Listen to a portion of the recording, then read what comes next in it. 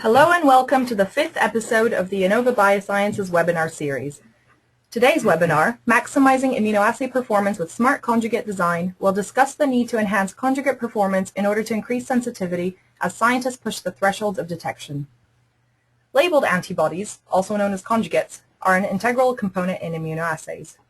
Nobody can turn a bad antibody into a good conjugate, but a great antibody can be ruined if the wrong conjugation strategy is used. This Innova webinar will provide insights into various bioconjugation methods which may be adopted to get the best possible performance out of your antibodies. Right, so the topics discussed today will include the impact of modifying amino acid side chains in antibodies, the main antibody conjugation methods, which conjugation strategy is best, problems with surfaces, and approaches to site-specific coupling. Our speaker today is Dr. Nick G. Nick is a biochemist with over 20 years' experience in the pharmaceutical and biotechnology industry and is the CEO and CSO of Innova Biosciences. Nick did his PhD in Leeds on the development of hybridomas and use of monoclonal antibodies to localize and purify membrane peptidases. He subsequently took up various research positions in the pharmaceutical and biotechnology sector with Merck, Warner Lambert, and Upstate Biotechnology, and has expertise in protein purification, assay development, and bioconjugation systems. Nick is the inventor of the lightninglink antibody conjugation systems. Thanks, Claudina. Good morning, good afternoon, depending on where you are today. I guess we should start with the structure of an IgG antibody. As you probably know, two heavy chains and two light chains, which are linked by disulfide bridges here, here, and here. This domain is referred to as the FC region. These are the FABs, and in this area we have the antigen binding site. This is a hypervariable region. The rest of the antibody is more conserved. In this particular part of the FC, we also have carbohydrate, which is a possible point of conjugation of labels. Okay, so each antibody has unique properties, including affinity and selectivity. As Claudina mentioned in the intro, a poor antibody will never make a good conjugate. So smart conjugate design is about modifying antibodies without losing affinity. So it's really preserving what you've got. Okay, these are the possible points of attachment for labels in antibodies. The ionizable amino acids lysine, cysteine, glutamate, and aspartate are some of the main points. Here are the pKa values. I'll come back to that in a moment. These are the reactive forms, so NH2 for lysine, S- for cysteine, and COO- for glu or asp. Now, the side chains can be present in two forms. In the case for lysine, NH2 or NH3+. Likewise with cysteine, there's protonated form, deprotonated, as there is with carboxyl. Now, for the group to be reactive, the pH really needs to be above the pKa value to generate the reactive form. However, in antibodies, the pKa for lysine is variable, and despite the fact this has a high pKa, reactions with lysine normally carried out about pH 8. So some of the lysines have very low pKa values. By far the most reactive group in antibodies in proteins is cysteine, but in antibodies most of these are present as disulfide bridges. So the most popular approach to attach a label is to modify the lysine residues. Carboxyls are particularly important in bioconjugation, but it's quite rare to use glu and asp in antibodies as a point of attachment. Okay, moving on now to carbohydrates. Obviously the pKa is not relevant in this case. Carbohydrates can be converted into a reactive form, aldehyde, and I'll say something about that later in the presentation. Okay, so moving on. As I said, lysine is by far the most popular point of attachment. This shows a standard lysine modification technique, which involves NHS esters, shown here. Now the R group here can be more or less anything: fluorescent dye, biotin, maleimide, hydrazide. So using the same chemistry, you can attach a wide range of R groups. So this is protein backbone with a lysine chain, reacts with this, displaces the NHS as a byproduct. You form an amide bond between the lysine and the R group of interest. So the lysine's been converted into an amide bond. So the positive charge, which is normally present on a lysine at say pH 7, has been lost. So you don't want to modify any more lysines than is absolutely necessary, because you're changing the charge of the antibody, and that could result in a change in structure and possibly loss of affinity. Okay, so this is a question we're often asked: what is the correct number of labels for an antibody? And there's no simple answer really. So this just shows performance versus number of labels attached. In this case, this is quite a small label. So in this region here, we have too few labels and low assay sensitivity. Rises to a peak and then falls as more labels are attached.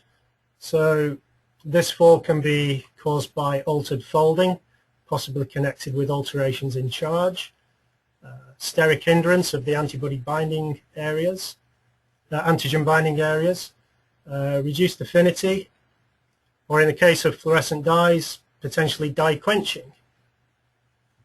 So any conclusion that you draw from an experiment like this is valid only for that antibody, only for that label, and only for that assay. So in different assays, you may have a completely different profile. Okay, here's an example to show that it's really important to use the right assay. So this is actually some custom work that we did recently. So some of the detail is missing. It's conjugate optimization and ranking of 6 phycoerythrin antibody conjugates. And the client didn't want to disclose the antigen, so we set up a plate assay involving FC capture just to prove that the conjugation had worked. So here we have 6 conjugates, each tested at 2 dilutions. The controls are just not visible on this graph. And with our ranking, we would have said conjugates 2 and 3 were best. And in this particular case, in the client's test, conjugate at number 5 had the best performance. So that really underlines that it's not just a matter of designing conjugates here, it's thinking about the right assays and testing your conjugates in the intended application, not necessarily what is the easiest assay.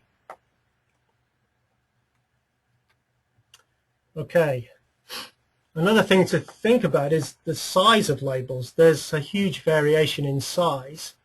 So for example, this is not precisely to scale, it just illustrates the point. So these are meant to be fluorescent dye molecules.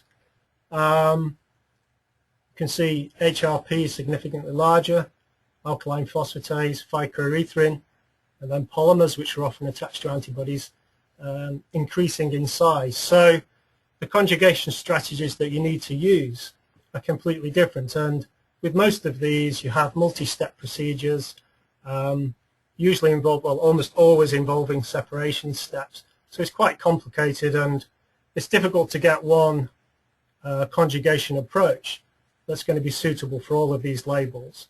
Clearly we can't put 6 phycoerythrins on an antibody given the dimensions. Okay, so how do we get around this technical problem? Well, some of you may be familiar with our lightninglink conjugation technology.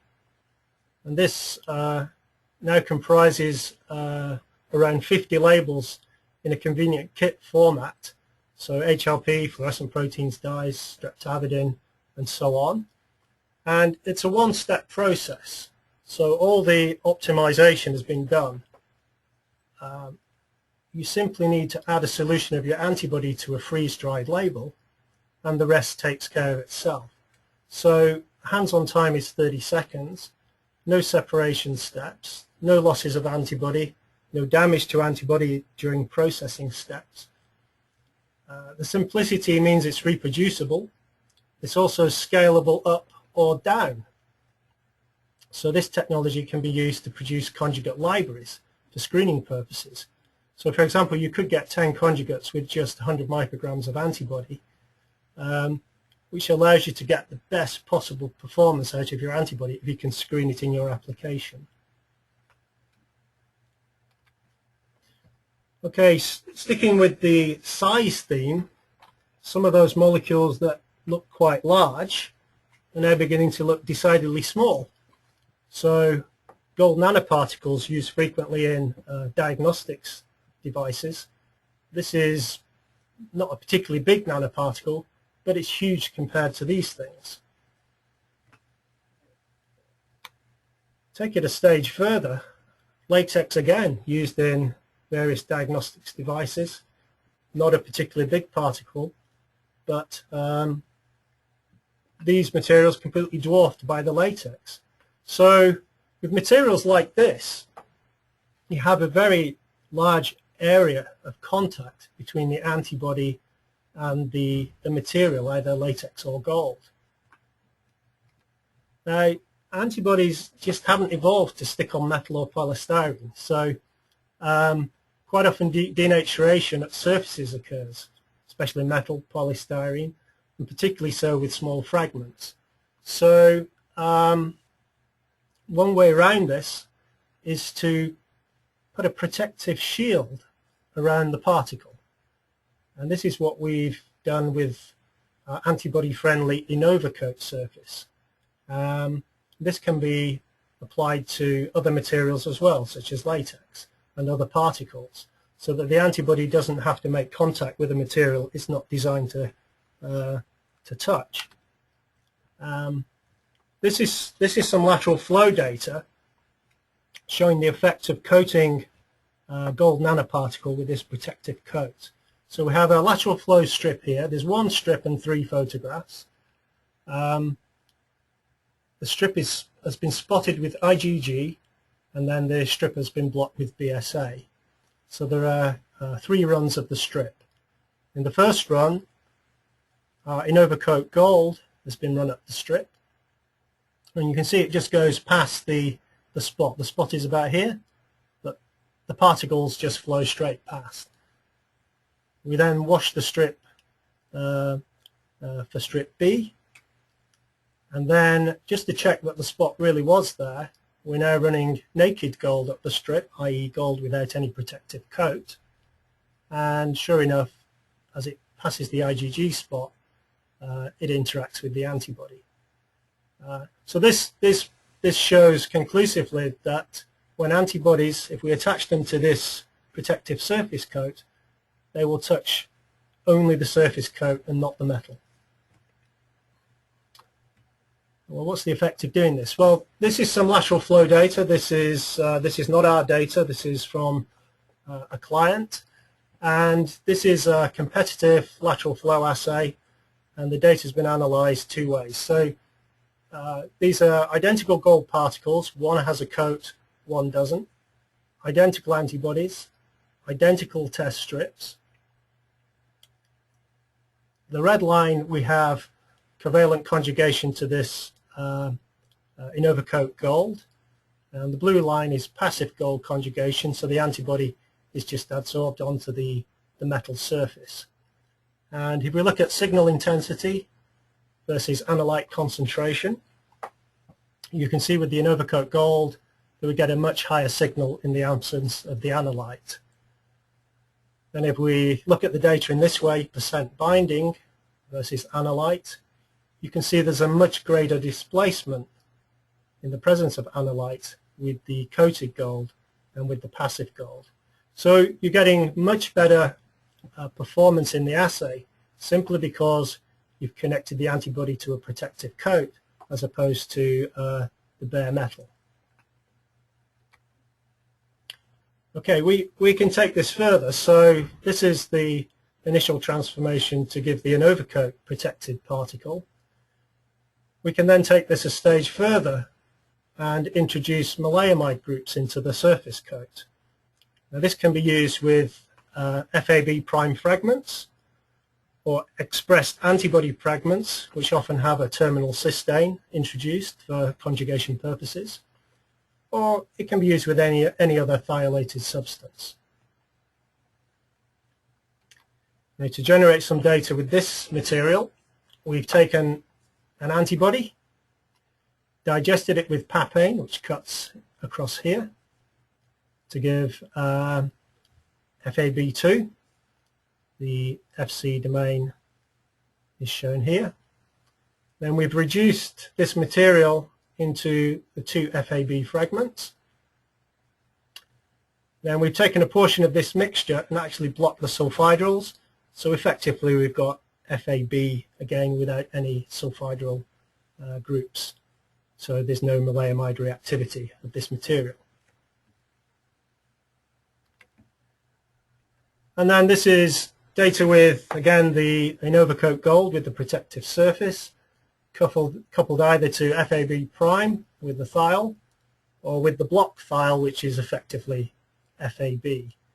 And you can see signal versus analyte concentration in the lateral flow test.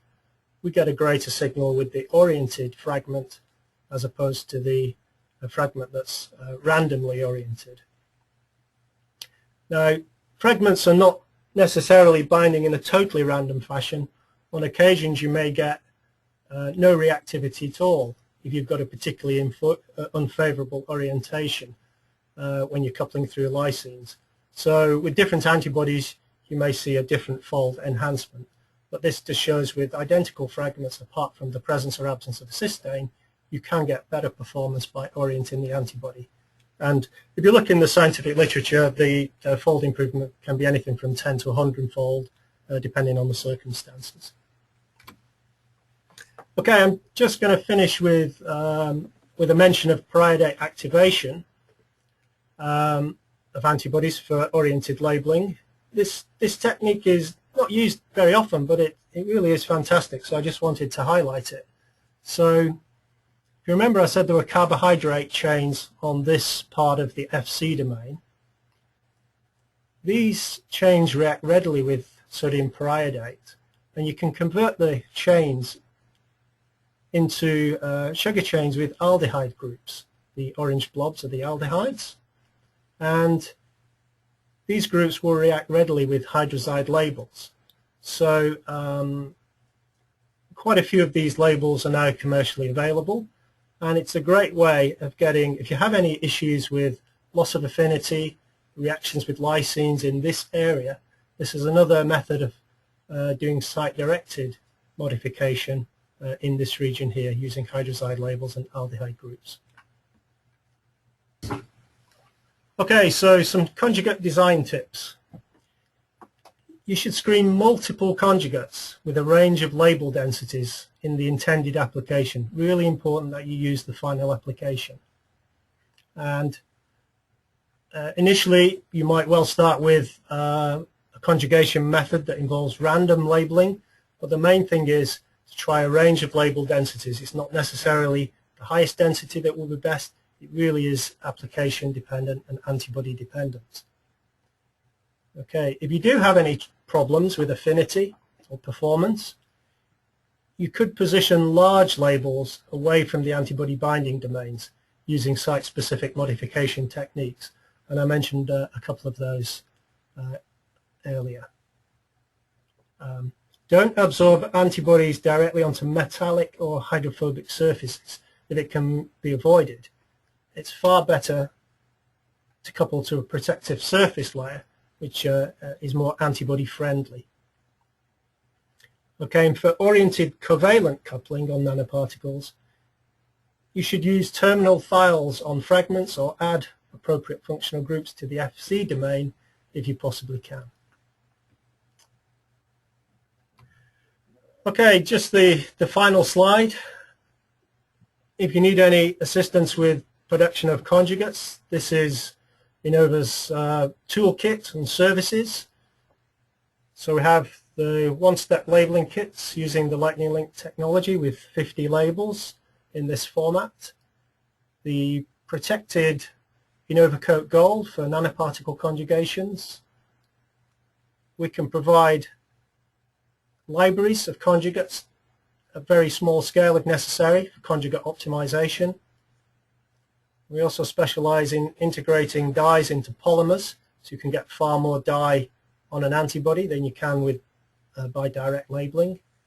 We also have various antibody fragmentation techniques that we use here, which can be used for oriented coupling. We can also do FC-specific attachment of various labels to try and protect the antigen combining arms. So thanks for your attention today. I hope you found that useful.